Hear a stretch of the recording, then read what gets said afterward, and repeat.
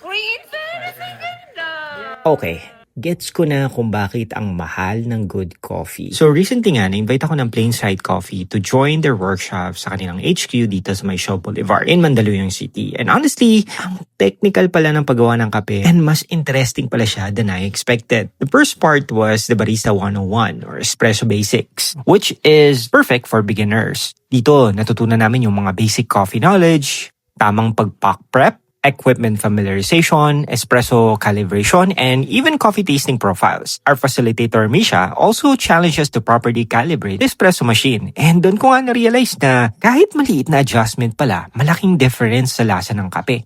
Tapos yung second part naman, called Barista 102, focus naman to on latte art making. From milk chemistry, steaming, pouring, hanggang muscle memory, and eventually, gumawa rin kami ng sariling latte art. Oh my God! Hirap palang gumawa ng heart, nakaka-heartbroken. What I really like about the workshop is sobrang intimate niya kasi 5 lang talaga kami sa klase. The price of the workshop starts at 4,000, but what we got was the workshop bundle costing 9,000 pesos. That includes a 1,000 worth of gift certificate plus coffee beans na rin that we can take home. Sulit na rin siya if you really want to get into coffee. So if ever you wanted to learn more about coffee or maybe level up your home cafe gaming, this might be the sign for you.